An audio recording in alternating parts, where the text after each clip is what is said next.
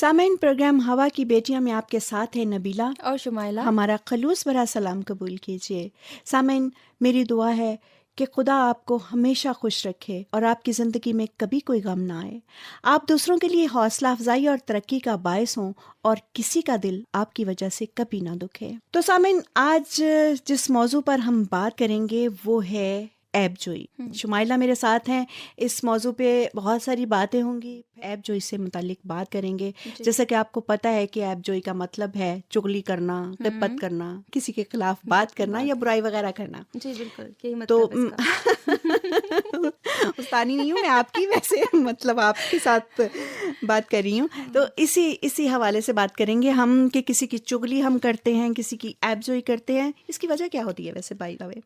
میرے خیال میں اس کی وجہ یہ ہوتی ہے کہ ہم کبھی کبھی دوسروں کی نظر میں خود اچھا بننے کے لیے جو ہم سے ہمارے ساتھ شخص ہے ہم اس کی برائی پیش کرتے ہیں. اس کی مثال میں دفتر کی دوں گی کہ دفتر میں جب 5-10 لوگ کام کرتے ہیں تو ان میں سے کوئی ایک جو ہے وہ باس کی نظر میں بہت اچھا بننا چاہتا ہے.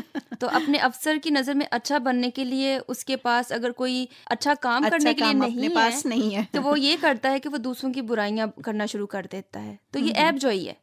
یعنی اپنے آپ کو اچھا ظاہر کرنا اور دوسروں کو اپنے سے نیچے کم تر ثابت کرنے کی کوشش ہم کرتے رہتے ہیں. اور بات یہ ہے شمائلہ کہ یہ بات صرف دفاتر میں نہیں ہوتی ہے. ہمارا یہ رویہ جو ہے عام زندگی میں بھی ہوتا ہے. ایک خاندان میں دیکھ لیجیے آپ، جب کوئی شخص سامنے ہوتا ہے تو ہم اس سے کتنا اچھا بن کے مل رہے ہوتے ہیں، اس کی تعریف کر رہے ہوتے ہیں. جیسے ہی وہ نظر سے اٹھتا ہے تو جو اس کے اندر ہمیں برائیاں نظر آ رہی ہوتی ہیں یا ہم پیش کرنا چاہتے ہیں، ہم وہ بولنا شروع کر دیتے ہیں. جی کچھ لوگوں کی یہ عادت بن چکا ہے. بن گئی ہے، عادت بن گئی ہے. کوئی مطلب نہیں بھی تب بھی بتا دینا کہ فلاں بندہ ایسا ہے. تو یہ رویہ جو ہے، آپ مجھے کلام کے حوالے سے بتائیں گے کہ کلام اس رویے کے بارے میں ہمیں کیا بتاتا ہے؟ ہاں جی، میں بالکل خدا کے کلام میں سے بتانا چاہوں گی. جی. مقدس یعقوب کا خط اس کا 4 باب اور اس کی 11ویں اور 12ویں آیت میں یوں لکھا ہے: اے بھائیو، ایک دوسرے کی بدگوئی نہ کرو. جو کوئی بھائی کی بدگوئی کرتا یا بھائی پر الزام لگاتا ہے وہ شریعت کی بدگوئی کرتا اور شریعت پر الزام لگاتا ہے. اور اگر تو شریعت پر الزام لگاتا ہے تو شریعت پر عمل کرنے والا نہیں بلکہ اس پر حاکم ٹھہرا.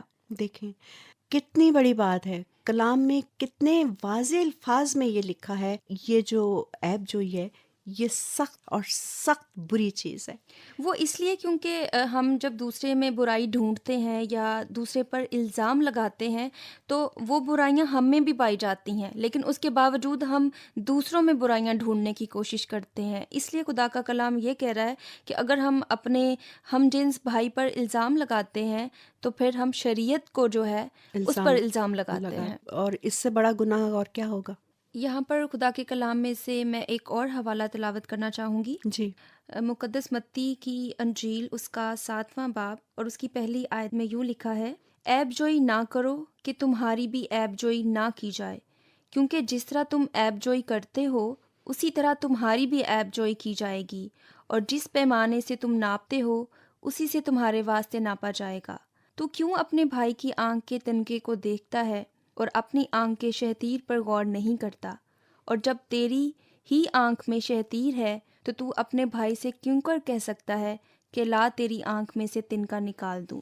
یہ کلام مقدس میں سے جو آپ نے تلاوت کیا شمائلہ، یہ بات اگر ہر انسان اپنی زندگی پہ لاگو کر لے تو میرے خیال میں دنیا میں سے ہر برائی مٹ جاتی ہے. لیکن ہم شتیر نہیں دیکھتے نا، تنکا ڈھونڈتے ہیں. تو بس یہی بات جو ہے یہ برائی کی جڑ بنتی جاتی ہے اور پھیلتی جا رہی ہیں. یہ جڑیں جڑ نہیں ہیں، یہ جڑیں ہیں جو پھیلتی چلی جا رہی ہیں اس معاشرے میں. جی بالکل. اور ایک اور حوالہ جو میں تلاوت کروں گی یہاں پر، جی. مقدس پولس رسول کا رومیوں کے نام لکھا گیا خط اس کا 2 باب اس کی پہلی آیت سے یہاں پر لکھا ہے: بس آئے الزام لگانے والے، تو کوئی کیوں نہ ہو، تیرے پاس کوئی عذر نہیں، کیونکہ جس بات کا تو دوسرے پر الزام لگاتا ہے اسی کا تو اپنے آپ کو مجرم ٹھہراتا ہے، اس لیے کہ تو جو الزام لگاتا ہے خود وہی کام کرتا ہے. اگر ہم معاشرتی رویے کو دیکھیں تو کیا کہیں گی آپ، ہم ایک دوسرے کو قصوروار کیوں ٹھہراتے ہیں؟ بس کوئی بھی بات ہم دوسرے شخص میں دیکھ لیتے ہیں یا کبھی کبھی وہ بات سچ نہیں ہوتی، ہم کسی کے سننے پر اٹیک کر دیتے ہیں، ہم فوراً سے دوسروں پر حملہ کر دیتے ہیں، تم نے یہ بات کی تھی، مجھے فلاں نے بتایا کہ تم نے یہ بات کی تھی، حالانکہ اس بات میں ہو سکتا ہے کہ سچائی نہ ہو، اور اس طرح ہمارے تعلقات اتنے خراب ہو جاتے ہیں کہ رشتوں میں دوریاں پیدا ہو جاتی ہیں اور دشمنیاں اتنی زیادہ ہو جاتی ہیں کہ کبھی کبھی ایک دوسرے کی جان بھی لے لیتے ہیں۔ بالکل۔ میں یہاں پر ایک اور حوالہ جو ہے وہ تلاوت کرنا چاہوں گی، مقدس متی رسول کی معرفت لکھی گئی انجیل، اس کا جو 12واں باب اور اس کی 37ویں آیت میں یوں لکھا ہے، کیونکہ تو اپنی باتوں کے سبب سے راست باز ٹھہرایا جائے گا اور اپنی باتوں کے سبب سے قصوروار ٹھہرایا جائے گا۔